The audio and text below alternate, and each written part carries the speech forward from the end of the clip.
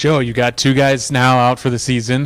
Nawaba had been hurt early in the non-conference. What kind of physical shape is everybody in, and who's going to be available for the season opener? Well, the good news is that the guys who had minor injuries are actually practicing now.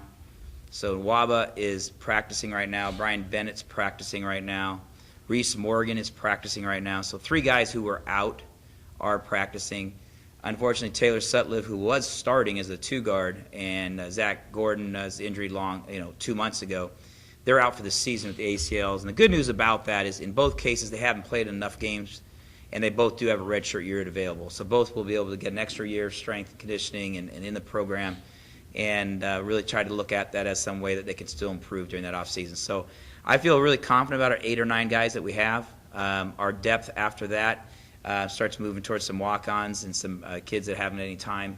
So that'll be a challenge if we happen to get in any more foul trouble, any more injuries. But going up to Nevada to start with, we should be in good competitive situation with enough guys if we just take it easy for the next 3 days, get some practices in, but don't get banged up anymore. So what's the rotation? It looks like right now we'll probably, without trying to completely share all the information with everybody who we're playing, since we haven't had another game, we will get sizable minutes from Waba and Allwich. Obviously, Michael Bolden's a senior and can defend with the best of them.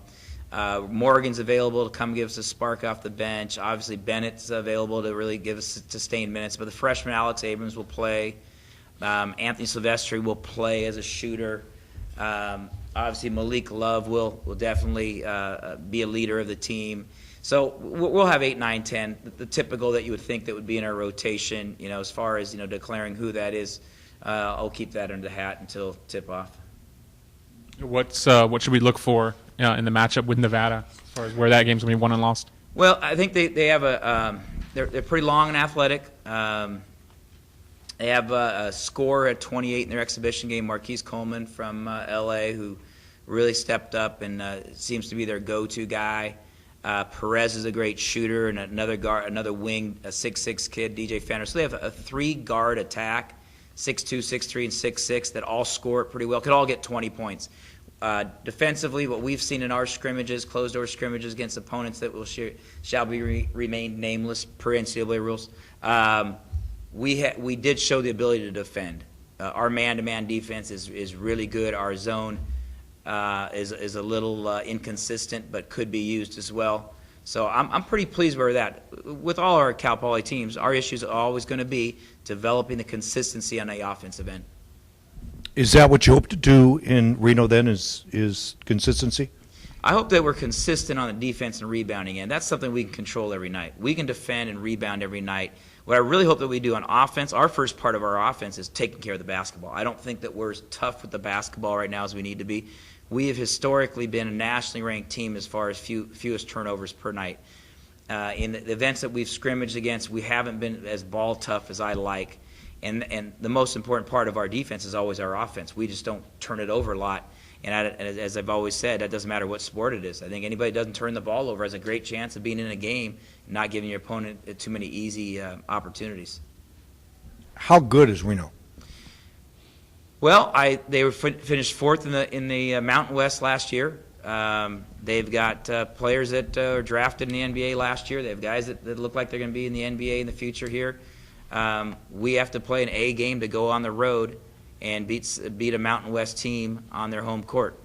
How good are we? That's what we're going to find out. We'll see how good we are if we can give them a very good game on their home court. Hey again, Coach. What are you telling your team this year about the NCAA tournament? Well, we kind of buried that when we went to Hearst Castle. I think that was the end of a tournament talk. That was the end, and we went back down from looking at the Hearst Castle. We went down to San Simeon State Park, and we camped in tents.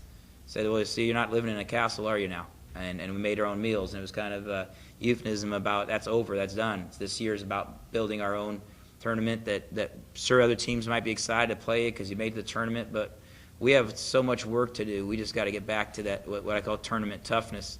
Don't worry about going to the tournament. Worry about making the right plays that get you to the tournament. And don't worry about there's what tournament. That's a long way away from anybody. So they get it now. we've beat that. Then you got to focus on passing and catching. Sounds ridiculous, but we really do a great job of focusing on passing and catching the basketball. What do you plan to do to start off better than you did last year, avoid finishing under 500 this year as opposed to last year? Well, I guess I could change my scheduling, but we're not going to do that, and we haven't done that. But when you play 3, 4, 5 nationally ranked teams, possibly top 10 team in the nation, I think that you're going to see consistently that we're not going to have a glamorous, sexy record that says, "Wow, you're 10-1." That was John Thompson at Georgetown 30 years ago. And we're not that pro. We're out to play the best and travel the country, and it helps the recruiting. It helps our budget dramatically, and we don't try to lose any games. But we're not going to shy away from the best competition and on these road trips and the number of road games that we have, and it's important for the program. It brands us as who we are, and so we're not afraid of failure. And so we're not looking at records, we're looking at progress, and we're looking at making the right plays. The metrics are about making the right plays, not necessarily winning the games. If you do that, you can get real good, and at the end of the season, you might be real competitive and have a chance to do really well at the end of the year. So one last thing. Could you briefly talk about the positive ramifications of the success that you guys had last year at the end of the year?